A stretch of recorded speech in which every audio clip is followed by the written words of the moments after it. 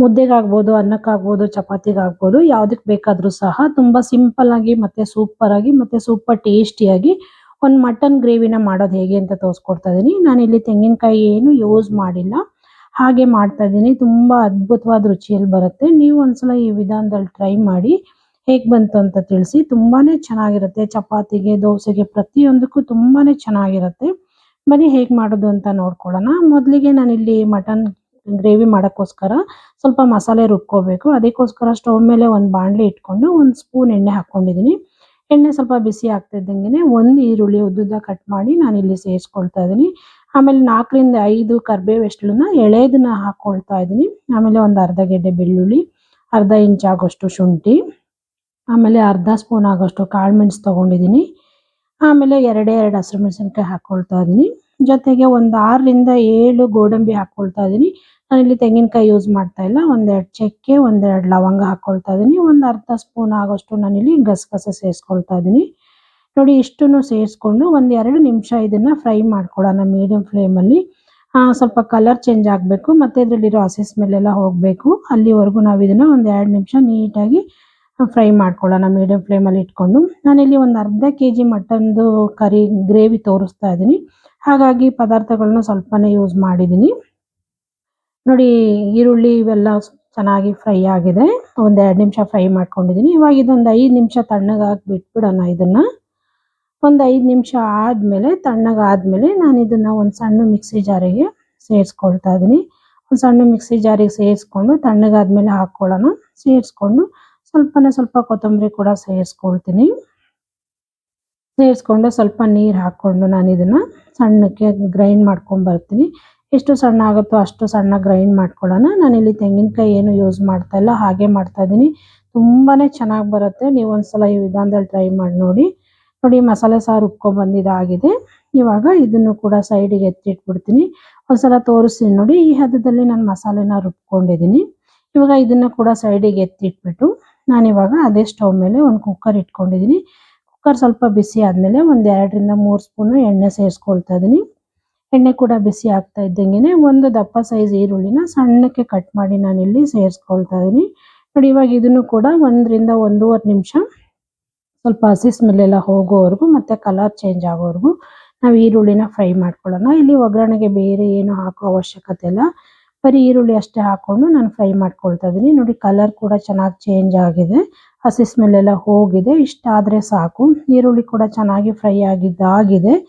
ಇವಾಗ ನಾನು ಇದಕ್ಕೆ ರುಬ್ಬಿಟ್ಕೊಂಡಿದ್ನಲ್ಲ ಆ ಮಸಾಲೆನ ಸೇರಿಸ್ಕೊಳ್ಳೋಣ. ಫ್ಲೇಮ್ ಸ್ವಲ್ಪ ಕಮ್ಮಿ ಮಾಡ್ಕೊಳ್ಳೋಣ.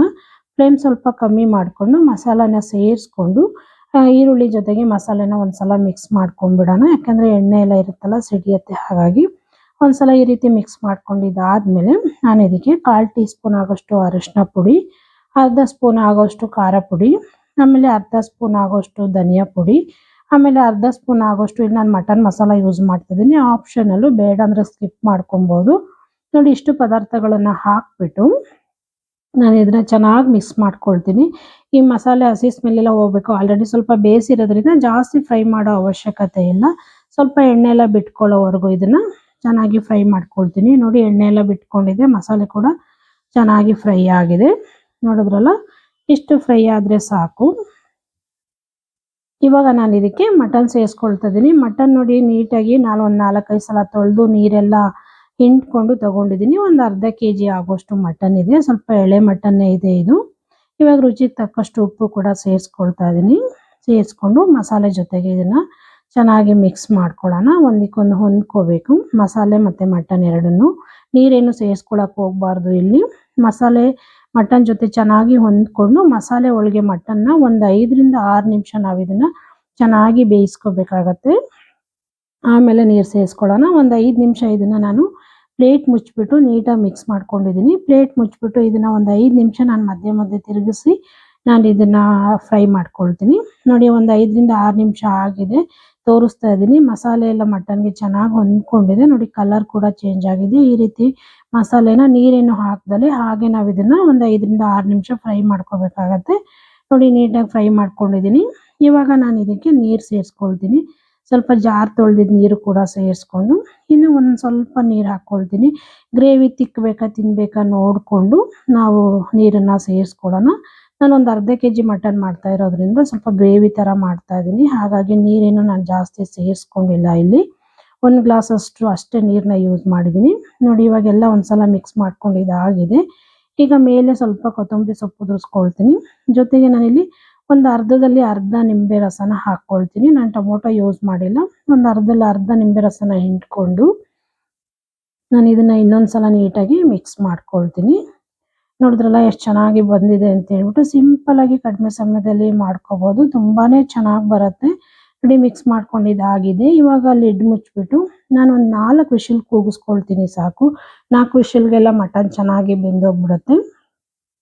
ವಿಷಲ್ ಹಾಕೊಂಡು 4 ವಿಷಲ್ ಕೂಗಿಸ್ಕೊಂಡು ತಣ್ಣಗಾದ್ಮೇಲೆ ನಾನು ತೆಗೆದು ತೋರಿಸ್ತೀನಿ. ನೋಡಿ 4 ವಿಷಲ್ ಆಗಿದ್ದು ತಣ್ಣ ಕೂಡ ಆಗಿದೆ. ಇವಾಗ ನಾನು ತೆಗೆದು ತೋರಿಸ್ತಾ ಇದ್ದೀನಿ. ಎಣ್ಣೆ ಎಲ್ಲ ಕೂಡ ನೋಡಿ ಎಣ್ಣೆ ಎಲ್ಲ ಮೇಲ್ ಬಂದಿದೆ, ಚೆನ್ನಾಗಿ ಬೆಂದಿದೆ ಕೂಡ, ಒಳ್ಳೆ ಫ್ಲೇವರ್ ಕೂಡ ಬರ್ತಾ ಇದೆ. ನೋಡಿದ್ರಲ್ಲ ಕಡಿಮೆ ಸಮಯದಲ್ಲಿ ಸ್ವಲ್ಪನೇ ಪದಾರ್ಥಗಳನ್ನ ಯೂಸ್ ಮಾಡಿ, ತೆಂಗಿನಕಾಯಿ ಏನು ಯೂಸ್ ಮಾಡದಲ್ಲೇ ಅಚ್ಚುಕಟ್ಟಾಗಿ ಮತ್ತೆ ಸೂಪರ್ ಟೇಸ್ಟಿಯಾಗಿ ಮಟನ್ ಗ್ರೇವಿನ ಮಾಡೋದು ಹೇಗೆ ಅಂತ ತೋರಿಸಿದ್ದೀನಿ. ನೋಡಿ ಮಟನ್ ಗ್ರೇವಿ ನಿಮ್ಗೆ ಇಷ್ಟ ಆಯ್ತು ಅನ್ಕೊಳ್ತೀನಿ. ಅನ್ನಕ್ಕೆ, ದೋಸೆಗೆ, ಚಪಾತಿಗೆ, ಇಡ್ಲಿಗೆ ತುಂಬಾನೇ ಚೆನ್ನಾಗಿರುತ್ತೆ. ನೋಡಿದ್ರಲ್ಲ ಸರ್ವ್ ಮಾಡಿ ತೋರಿಸ್ತೀನಿ ಇವಾಗ. ತುಂಬಾ ಚೆನ್ನಾಗಿ ಬಂದಿತ್ತು. ನೀವು ಒಂದ್ಸಲ ಈ ವಿಧಾನದಲ್ಲಿ ಟ್ರೈ ಮಾಡಿ ಹೇಗೆ ಬಂತು ಅಂತ ತಿಳಿಸಿ. ನೋಡಿದ್ರಲ್ಲ ಈ ಮಟನ್ ಗ್ರೇವಿ ನಿಮಗೆಲ್ಲ ಇಷ್ಟ ಆಯ್ತು ಅನ್ಕೊಳ್ತೀನಿ. ಇಷ್ಟ ಆದರೆ ಲೈಕ್ ಮಾಡಿ, ಶೇರ್ ಮಾಡಿ, ಸಬ್ಸ್ಕ್ರೈಬ್ ಮಾಡ್ಕೊಳ್ಳಿ. ಹಾಗೆ ಪಕ್ಕದಲ್ಲಿರೋ ಬೆಲ್ ಐಕಾನ್ ಕೂಡ ಕ್ಲಿಕ್ ಮಾಡಿ. ನಾನು ಯಾವುದೇ ವಿಡಿಯೋ ಹಾಕಿದ್ರೂ ನಿಮಗೆ ನೋಟಿಫಿಕೇಶನ್ ಬರುತ್ತೆ. ಹೀಗೆ ಇನ್ನಷ್ಟು ಈಸಿ ಹಾಗೂ ಸಿಂಪಲ್ ರೆಸಿಪಿಗಳಿಗಾಗಿ ದಯವಿಟ್ಟು ಅಡುಗೆ ಮನೆ ಚಾನಲ್ ಸಬ್ಸ್ಕ್ರೈಬ್ ಮಾಡಿಕೊಂಡು ಸಪೋರ್ಟ್ ಮಾಡಿ ಅಂತ ಕೇಳ್ಕೊಳ್ತೀನಿ. ಮತ್ತೆ ಸಿಗ್ತೀನಿ. ಅಲ್ಲಿವರೆಗೂ thank you friends. Thank you for watching my video.